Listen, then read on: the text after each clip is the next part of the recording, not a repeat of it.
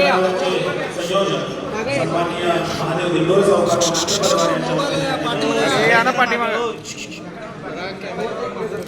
सोलापूर जिल्हा कर्नाटक आणि आंध्र तेलंगणा अशा 3 राज्यांना जोडलेला आहे आणि या 3ही राज्यांमधून हात बळकट करण्यासाठी आमचे अनेक त्यांचं काय कार्यकाळ होतं हे मागचे 2 खासदार काहीच काम केले नाही, विधानसभेमध्ये बोलले सुद्धा नाही. मला वाटतं बहुतांश तर व्यापारी आहेत, शेतकरी आहेत ना. व्यापारी बंधू आणि शेतकरी बंधू आहेत काही उपस्थित असलेले का नाही, असंच मिळणार आहे इकडं तिकडं हे विचारणार गप्पच. तुम्हाला किती त्रास दिला माहिती आहे का? व्यापारी बंधूंना तर अगदी जीएसटी लावून तुमच्या मान्यावर बसलेलं राक्षस जीएसटीच, त्याच्यामुळे किती त्रास सहन करावा लागतो तुम्हाला. मोठे 15-20 मोठे उद्योगपती सोडले तर खालचे सगळे 5 सगळ्यांना झोपवले या सरकारने. शेतकऱ्यांचा हात विचारायला आणि बाकीच्या ह्याच्यामध्ये सगळं हम करे सो कायदा आहे. तुम्ही आमचं ऐकायलाच पाहिजे, नाही ऐकलं तर तुम्हाला जेलमध्ये पाठवू, तुमच्या संस्था बंद पाडवू, असं त्यांचं सगळं चाललेलं आहे.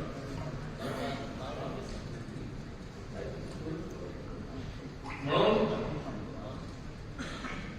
तुम्हाला ह्या निवडणुकीमध्ये तुमच्या हाताखाली जेवढं लोक आहेत, तुमच्या ऐकणारे जेवढे लोक आहेत, त्या सगळ्यासाठी तुम्हाला आता या 8 दिवसामध्ये प्रयत्न करावा लागणार. म्हणून उद्याची 7 तारखेची निवडणूक फार महत्वाची निवडणूक आहे. त्यासाठी आपण सर्वांनी काँग्रेसला सहकार्य करावं आणि हाताचं पंजावर आपल्या सहकार्यांचं, आपले जे कोणी ऐकतायत त्या सगळ्याचं आपण मन परिवर्तन करून मतामध्ये परिवर्तन करावं. त्यासाठी एबी पाटील व त्यांचे सर्व टीम इथे खास आलेले आहेत. बाहेरच्या राज्यातले लोक येऊन आपल्याला सांगतायत आम्ही तिकडे जातो, एबी पाटील इकडे आमच्याकडे येतात, त्यांची टीम घेऊन येतात. ते कशासाठी की जेणेकरून हे जुलमी राजकारण संपायला पाहिजे आणि या देशामध्ये लोकशाही नंदायला पाहिजे, या भावनेमध्ये सर्व लोक कामाला लागलेले. त्याच्यामध्ये आपलं योगदान फार मोठं असावं असं मी नम्रपणे आपल्या सर्वांना विनंती करतो. आणि उद्याच्या 7 तारखेला आपण प्रचंड बहुमताने प्रणितांना निवडून देऊ, त्यांना लोकसभेमध्ये पाठवूया. ಹೀಗಾಗಿ ತಪ್ಪು ಗೊತ್ತಿದೆ, ಈ ದೇಶಕ್ಕೆ ಸ್ವಾತಂತ್ರ್ಯವನ್ನು ದಕ್ಕಿಸಿಕೊಂಡು ಈ ದೇಶವನ್ನ ಕಟ್ಟಿದಂಥದ್ದು ಕಾಂಗ್ರೆಸ್ ಪಕ್ಷ. ನಮ್ಮ ತಿನ್ನಾಕ ಆಹಾರ ಇರಲಿಲ್ಲ, ನಾವು ವಿದೇಶದಿಂದ ಕೆಂಪು ಗೋಧಿಯನ್ನ ಆಮದು ಮಾಡ್ಕೋತಾ ಇದ್ದೀವಿ. ನಮ್ಮಲ್ಲೇ ಒಂದು ಸೂಜಿನೂ ಉತ್ಪಾದನೆ ಮಾಡ್ತಿರ್ಲಿಲ್ಲ.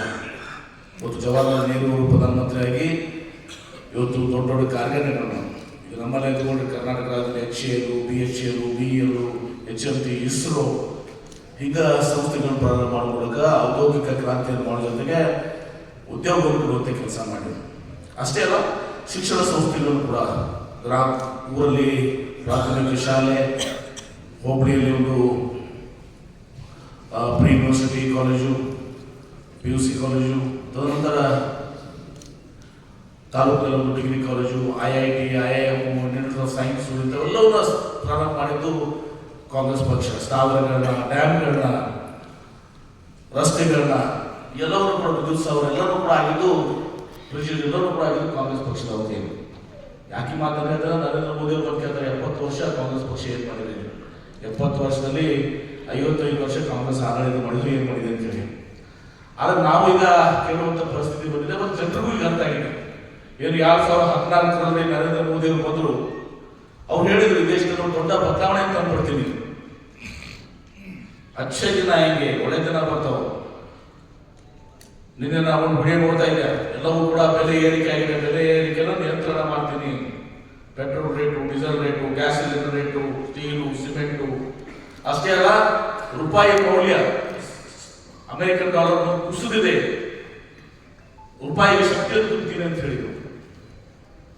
ಆದರೆ ಪೆಟ್ರೋಲ್ ರೇಟು ಮನಮೋಹನ್ ಸಿಂಗ್ ಇದ್ದಾಗ 64 ರೂಪಾಯಿ ಇತ್ತು, ಈಗ 104 ರೂಪಾಯಿ ಆಗಿದೆ. ಡೀಸೆಲ್ ರೇಟ್ 54 ಇತ್ತು, 78 ಆಗಿದೆ. ಗ್ಯಾಸ್ ಸಿಲಿಂಡರ್ 440 ರೂಪಾಯಿ ಇತ್ತು, 1150 ರೂಪಾಯಿ ಆಗಿದೆ. ಸ್ಟೀಲ್ ರೇಟ್ ಡಬಲ್ ಆಗಿದೆ, ಸಿಮೆಂಟ್ ರೇಟ್ ಡಬಲ್ ಆಗಿದೆ. GST ಹಾಕೋದ್ರಿಂದ ಇವತ್ತು ನಿಮ್ಮ ಹಾಲು ಮೊಸರು ಪ್ಯಾಕೆಟ್ನಾಗ ಏನು ಹಾಕ್ತೀರಿ, ನಿಮ್ಮ ನೋಟ್ಬುಕ್ ಪೆನ್ಸಿಲ್ನಾಗೂ GST ಹಾಕಿದ್ದಾರೆ. ಅಚ್ಚೇ ದಿನ ಒಳ್ಳೆಯ ದಿನ ಬರಲಿಲ್ಲ. ಅಚ್ಚೇ ದಿನ ಬೆಲೆ ಏರಿಕೆ ಕಡಿಮೆ ಆಗಲಿಲ್ಲ, ಎಲ್ಲವೂ ದುಪ್ಪಟ್ಟಾಯಿತು. ಮತ್ತು ಅವ್ರು ಹೇಳ್ತಿದ್ರು ಅಮೆರಿಕನ್ ಡಾಲರ್ ಮುಂದೆ ನಮ್ಮ ರೂಪಾಯಿ ಮೌಲ್ಯ ಕುಸಿದಿದೆ ಅಂತ ಹೇಳಿ. ಡಾಲರು ಮನಮೋಹನ್ ಸಿಂಗ್ ಅವ್ರದಾಗ 44 ರೂಪಾಯಿ ಇತ್ತು, 78 ರೂಪಾಯಿ. ಮನಮೋಹನ್ ಸಿಂಗ್ ಅವರು ಆರ್ಥಿಕ ನೀತಿಯನ್ನು ಬಹಳ ಒಳ್ಳೆ ರೀತಿ ನಡೆಸ್ಕೊಂಡಿದ್ರು. ಲಾಲ್ ಬಹದ್ದೂರ್ ಶಾಸ್ತ್ರಿ ಅವರು ಕ್ಷೀರ ಕ್ರಾಂತಿಯನ್ನು ಮಾಡಿದರು. ಇವತ್ತು ಔದ್ಯೋಗಿಕ ಕ್ರಾಂತಿಯನ್ನ ಮತ್ತು ಹಸಿರು ಕ್ರಾಂತಿಯನ್ನ ಜವಾಹರ್ಲಾಲ್ ನೆಹರು ಅವರು ಮಾಡಿದ್ರು. ಇಂದಿರಾ ಗಾಂಧಿ ಅವರು ಬಂದಮೇಲೆ ನಿಮಗೆಲ್ಲ ಮನೆಗಳನ್ನ 20 ವರ್ಷಗಳ ಕಾರ್ಯಕ್ರಮದ ಜೊತೆ ಮನೆಗಳನ್ನ ಕಟ್ಕೊಂಡು ಪ್ರಾರಂಭ ಆಯಿತು. ರೇಷನ್ ಕಾರ್ಡ್ ಇಂದಿರಾ ಗಾಂಧಿ ಅವರು ಕೊಟ್ಟಿದ್ದು, ಪೆನ್ಷನ್ ವ್ಯವಸ್ಥೆ ಕೊಟ್ಟಿದ್ದು, ಬ್ಯಾಂಕನ್ನು ರಾಷ್ಟ್ರೀಕರಣ ಮಾಡಿ ನಿಮ್ಮೆಲ್ಲರಿಗೂ ಕೂಡ ಬ್ಯಾಂಕಿಗೆ ಹೋಗುವಂತ ಅವಕಾಶ ಮಾಡಿದ್ರು. ಬಡವರಿಗೆ, ಕೂಲಿ ಕಾರ್ಮಿಕರಿಗೆ ಇಂದಿರಾ ಗಾಂಧಿ ಅವರು ಕೊಟ್ಟಿದ್ದು. ರಾಜೀವ್ ಗಾಂಧಿ ಅವರು ಇವತ್ತು ನಿಮಗೆ ಏನು ನಾವು ಮೊಬೈಲ್ ನೋಡ್ತೀವಿ, ಕಂಪ್ಯೂಟರ್ ನೋಡ್ತೀವಿ, ಆಧುನಿಕ ಭಾರತ ನಿರ್ಮಾಣ ಆಗಬೇಕು ಅಂತೇಳಿ ರಾಜೀವ್ ಗಾಂಧಿ ಅವರು ಶಕ್ತಿ ಇರಬೇಕು. ಇವತ್ತು ನಮ್ಮ ಮನಮೋಹನ್ ಸಿಂಗ್ ಅವರು ರೈತರ 72,000 ಕೋಟಿ ರೂಪಾಯಿ ರಾಷ್ಟ್ರೀಕೃತ ಬ್ಯಾಂಕ್ ಸಾಲ ಮನ್ನಾ ಮಾಡಿದ್ರೆ ನರೇಂದ್ರ ಮೋದಿ ಅವರು ಮಾಡಿದ್ದಾರೆ. 14 ಲಕ್ಷ ಕೋಟಿ ಸಾಲ ಮನ್ನಾ ಮಾಡಿದ್ದಾರೆ. ರೈತರ ಸಾಲ ಮನ್ನಾ ಮಾಡಿಲ್ಲ. 22 ಅದಾನಿ ಅಂಬಾನಿ ಹಿಡ್ಕೊಂಡು 22 ಜನ ದೊಡ್ಡ ದೊಡ್ಡ ಉದ್ಯೋಗಪತಿಗಳ 14 ಲಕ್ಷ ಕೋಟಿ ಸಾಲ ಮನ್ನಾ ಮಾಡ್ಯಾರ. ರೈತರ ಸಾಲ ಮನ್ನಾ ಮಾಡೋಕ್ಕಾಗಿಲ್ಲ ಅವರಿಗೆ. ಹೀಗಾಗಿ ಮೋದಿ ಅವ್ರದ್ದು ಏನು 10 ವರ್ಷ 2014 24 ಭರವಸೆ ಕೊಟ್ಟಿದ್ರು, ಅವು ಯಾವುದೂ ವಿಡೇಶಿಲ್ಲ. ಅಕ್ಷಯ ದಿನ ಬಂದಿಲ್ಲ. ಸಬ್ಕೆ ಸಾಥ್ ಸಬ್ಕೆ ವಿಕಾಸ್ ಅದು ಯಾವಾಗಲೂ ಆಗೇ ಇಲ್ಲ. ಧರ್ಮದ ಹೆಸರ ಮೇಲೆ, ಜಾತಿಯ ಹೆಸರ ಮೇಲೆ ವಿಭಜನೆ ಮಾಡ್ಕೊಂತದ್ದು. सहकारी मित्र, गेली 4-5 निवडणुकांमध्ये MB पाटील सातत्याने इथे येतात. मी नसताना देखील माझ्या परवाऱ्याचे इथं प्रचार करून जातात. पण आज मी इथं मिळालो आणि ते इथं आले.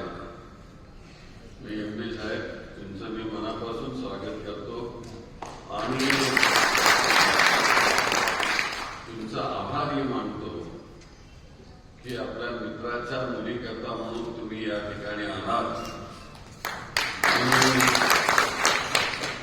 आणि प्रणितीला मतदान करावं त्याचं आव्हान तुम्ही या सगळ्यांना करणार.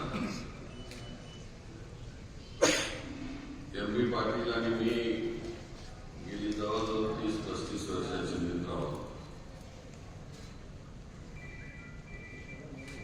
पण MBचं जे सगळं चित्र आहे ते धाडसी, धडाडी, अभ्यास करून अशा प्रकारचं एक चित्र आहे. आणि कर्नाटकाच्या विशेषतः आमच्या विजयपूरच्या भरवाराटेमध्ये त्यांचा मोठा सिंहाचा वाटा. आम्हालाही आमच्या जवळचा जिल्हा म्हणून त्यांचा खूप अभिमान वाटतो आणि ते नेहमी आम्हाला मदत करत असतात. आज ही निवडणूक अतिशय महत्वाची आहे. तरी सगळ्याच मित्रांनी सांगितलं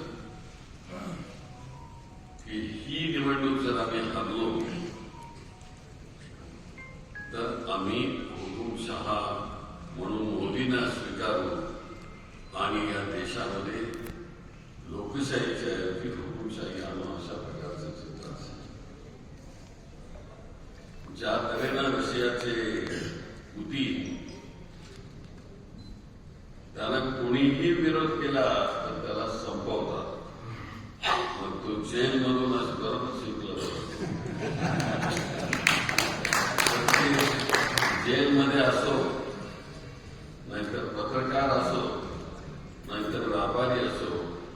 त्याच्यात आपला जिवलग मित्र जरी असला आणि त्यांनी विरोध सुरू केला तर त्यालाही ते संपवण्याचे काम होतं.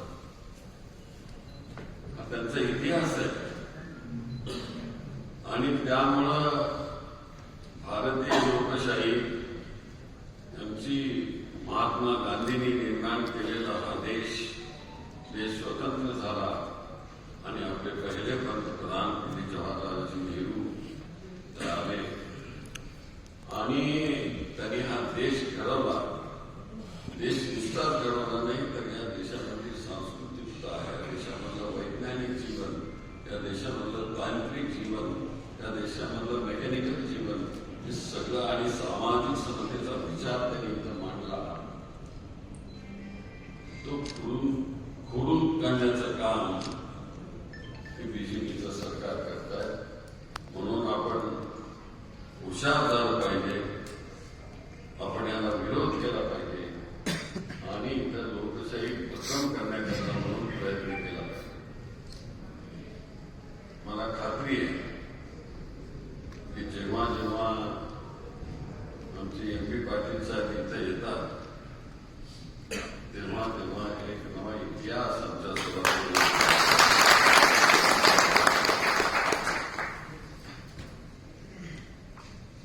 मला कधी न मिळणारी मतं ती मिळत असतात.